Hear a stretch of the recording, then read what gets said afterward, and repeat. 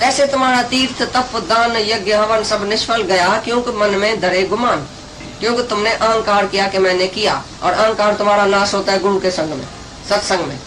पहले कितना भी गुरु के साथ तुमने कर्म धर्म किया तो अहंकार से ही किया। मैं हूँ मिस्टर सो एंड सो, मैं करता हूँ, मैं भोगता हूँ, मैं पापी हूँ, मैं पुण्य हूँ। इसलिए अंतःकरण की शुद्धि सत्संग में ही होती है। अभी तुम इतना दिन ज्ञान में सत्संग में आया है, तुमको फायदा हुआ है, समझो। बोलता मेरे को फायदा हुआ, कैसे हुआ, क्या किया, कौन सा यज्ञ दान तप जाके किया। जैसे इधर आया है हमारे पास, इसके बाद तुमने कौन सा यज्ञ दान तप किया जो तुमको फायदा हुआ है। इधर आने के बाद बताना, अगर फायदा हुआ है तो कैसे हुआ, क्या किया तुमने। एक टांग पर खड़ा हुआ, 5 अग्नि के बीच में बैठा, और जब तर और तेल वो जाके अग्नि में डाला, क्या किया, कौन सा कर्म किया जो तुमको फायदा हुआ है। अभी तुम जो बैठे हैं, बोलते हैं पहले वासनाएं थी, इच्छा थी, मोह था, सब फायदा अपना सुनाता है। अहंकार था, क्रोध था, वासनाएं थी, वो सब अभी खत्म हो गई है, जैसे कम हो गई है बहुत। तो इतना फायदा कैसे हुआ, तुमने कौन सा कर्म किया, बताओ। खाली इधर आके इस धरती पर बैठा, इस धरती पर लेथरी पाएगा तो जन्म मरण का चक्कर, स्वर्ग नरक सब इधर ही है। ये सत्संग की महिमा है। एक घड़ी का सत्संग, उधर 1000 साल की तपस्या। तुमने नहीं सुना है ये बात, एक घड़ी का सत्संग जास्ती है। क्यों सत्संग जास्ती है, क्योंकि गुरु उधर बैठा है निरंकारी, उसको देख के हम भी निरंकारी बन गए। गुरु के पास तलवार है हमारा अहंकार नाश करने के लिए। ये है सत्संग की महिमा, क्योंकि इधर अहंकार गसता है और उधर योग अभ्यास तुम करेगा, मैं योगी, मैं तपी, मैं दानी, मैं पुण्य, मैं तुम्हारी गई नहीं तो कितना भी तुमने कर्म धर्म किया सब गया रसा था। इसलिए यज्ञ दान तप भी गुरु सिखाता है, कौन सा यज्ञ करो, कौन सा दान करो सच्चा, कौन सा तप करो, मन इंद्रियों का तप, वाणी का तप, शरीर का तप, शरीर का तप ब्रह्मचर्य, और किसको दुखी नहीं करना, कुसंग में नहीं जाना, ये सब शरीर का तप है। शरीर की तपस्या से सेवा करना, ये शरीर का तप है। और मन का तप, वाणी से किसी को भी गिराना नहीं, किसी को भी कम नहीं समझना, वाणी से किसको ऐसा क्रोध करके नीचे नहीं करना, किसकी दिल नहीं दुखोना, ये वाणी का तप। मौन, वाणी का तप है मौन। पहले अपने घर में तो मौन में रहते हैं, अभी तक बात करते हैं, बेटा इधर आओ, बेटी इधर आओ, फलाना तुमने ऐसा क्यों किया, ऐसा करता है कि अभी मौन हो गया, मर गया, अभी यहाँ भी जिंदा है घर में। हम तो तुम्हारे दरवाजे से बाहर से ही निकलता है तो भी तुमको देखता है कि अंदर से आवाज आता है। ये सब झगड़ा जेरा घर में करता है, इधर आके बोला मैं तो कुछ करता ही नहीं हूँ, मैं बहुत इशराफ हूँ। घर में बात करना बंद करो, ये वाणी का तप है। कौन सा तप तुमने समझा है, यज्ञ कौन सा समझा है। एक एक यज्ञ तुमने उसी दिन समझा कि जिसमें अहंकार और इच्छा नहीं है, वो तुम्हारा कर्म यज्ञ है, जो सर्व के सेवा के लिए, सर्व के हित के लिए, जो दूसरे के फायदे के लिए तुम कर्म करता है, वो तुम्हारा यज्ञ है। भाई यज्ञ कौन सा तुमने दुनिया में समझा है। ये तपस्या कौन करता है, ये सन्यासी लोग सब तपस्या करता है। भाई हम तो तपस्या नहीं करते, तुम सब गृहस्थी लोग तपस्या करता है घर में। एक एक गृहस्थी जो तपस्या करता है ना, सन्यासी की तो बात ही नहीं है उधर। कितना गृहस्थ में तुम मर के एक एक के आगे चला है, सास के आगे, सौरे के आगे, मर्द के आगे, नौकर के आगे, सबके आगे तुमको मरना पड़ता है। संत साधु की सेवा भी तुम गृहस्थी करता है, निष्काम सेवा भी तुम कर सकता है। कितना भी तुमने जो सेवा किया है गृहस्थ में, वो तुम्हारा तप है, वो तुम्हारी तपस्या है। और भी ज्ञान के बाद तो सच्ची तपस्या होती है। ज्ञान के बाद तुम्हारे सामने भाई क्रोध की निशानी आवे, क्रोध का कारण आवे, तुमको क्रोध नहीं लगे, यही तो तप है। सामने स्त्री आवे, तुमको कामना नहीं उत्पन्न होवे, यही तो तप है। कौन सा तप तुमने सन्यासी का समझा है। सन्यासी के सामने स्त्री नहीं है, बोलता है मैं तो ब्रह्मचर्य में हूँ।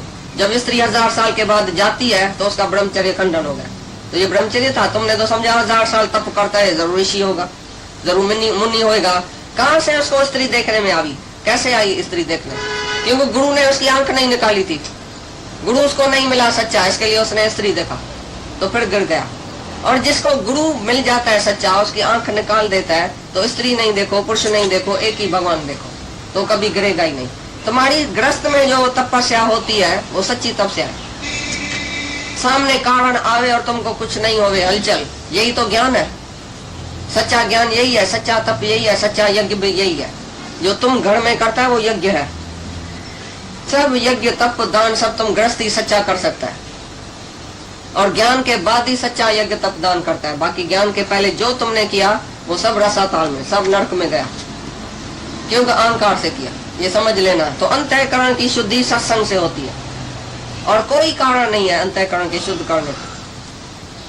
शुद्धि तो क्या, अंतःकरण ही नहीं रहता है।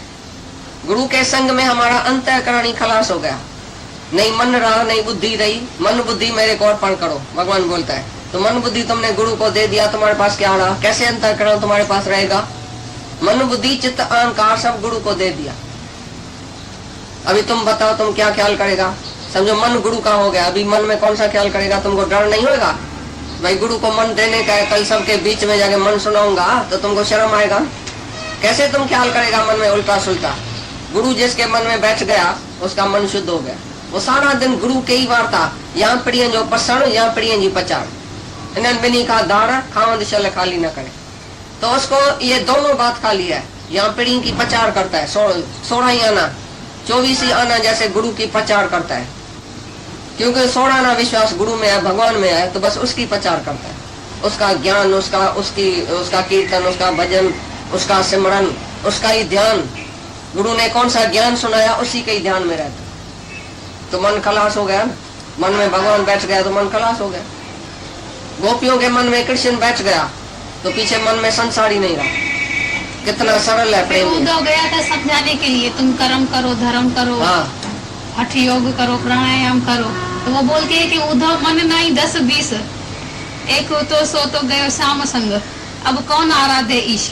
अभी कौन से मन से हम तुम्हारा ध्यान धारणा समाधि करें? किसके ईश की आराधना करें? कौन से ईश की? इसका मन तो लगा ही नहीं है ना गुरु के साथ, इसीलिए फिर बोलेगा हवन करें, फकीर को दान करें, ये करें, धक्का खाएं, औरत को ज्ञान सुनाएं, बच्चे को सुनाएं, ये करें। अंदर में लगन जाग जाती है। जितनी श्रद्धा उतना ही तुम निष्काम, उतना ही तुम जितेंद्रिय हो सकता है। श्रद्धा होएगी तो साधन शुरू कर देगा, जैसे गुरु बोलेगा तैसे तुम शुरू करेगा करना।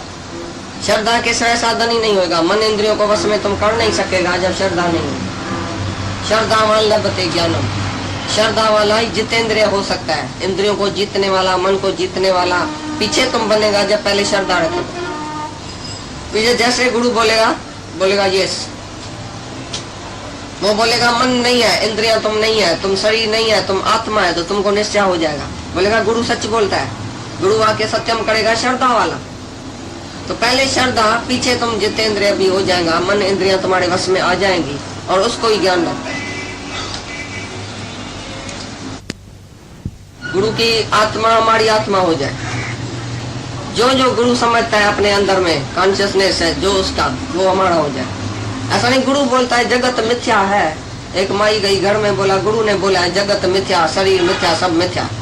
ठीक है, अचानक एक दिन पेट में दर्द पड़ा, हाय घोड़ा, हाय घोड़ा, हाय घोड़ा। अरे क्या करता है, तुमने बोला मिथ्या और तुमने बोला तो आत्मा, कल बोला आत्मा, बोला तो गुरु ने बोला था ना, हमने तो बोला।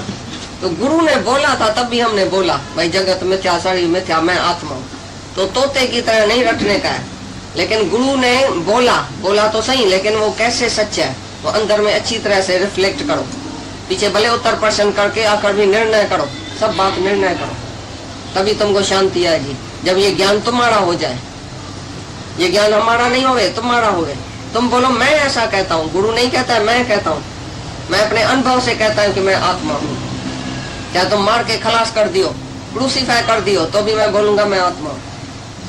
चाहे गुरु भी बोले मेरे को नहीं तुम आत्मा नहीं है, कैसे आत्मा है, बोले नहीं हम तो आत्मा है, क्या भी करो हम तो आत्मा है। गुरु को भी जब सामने जवाब दियो कि मैं आत्मा हूँ, जैसे राजा जनक बोलता है मेरी मुझको नमस्कार है, गुरु जी को बोलता है अभी मैं खुद आत्मा हूँ, सारी सृष्टि को मैंने धारण किया। तभी गुरु खुश होगा जब तुम अपना निर्णय आके बताएगा, अपना ख्याल बताएगा, अपना निश्चय बताएगा। भाई गुरु ने बोला तुमने हाँ किया, तो भी तुम बकरी हुआ, अभी तक शेर नहीं हुआ। जब तुम शेर शिवम की गर्जना करो कि मैं आत्मा हूँ, तभी तुम शेर हुआ। बाकी सुनने वाला आके सामने बैठेगा तो तुम बकरी हुआ अभी तक। कितना टाइम तुम सुनेगा और हाँ करेगा।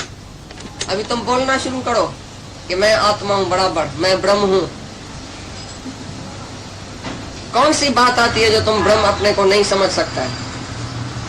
कौन सी इच्छा वासना है हमको बताओ तो सही। बोलता था मैं पापी हूँ, मेरे को वासना है, मेरे को इच्छा है। अरे कौन सी है बताओ ना, हम तुम्हारी पूरी करें इच्छा। भगवान तो पूरी करता है ना, अंदर ही अंदर पूरी कर देता है इच्छा। तुम बताओ क्या चाहिए अभी तक तुमको। कौन सी इच्छा बाकी है जो तुम आते हैं इधर? तुम इधर मुक्ति की इच्छा से आते हैं, इस दुनिया की भी इच्छा कुछ है, स्वर्ग वर्ग में जाना है। अच्छा कपड़ा चाहिए, पैसा चाहिए, क्या चाहिए? कुछ नहीं चाहिए। क्या चाहिए?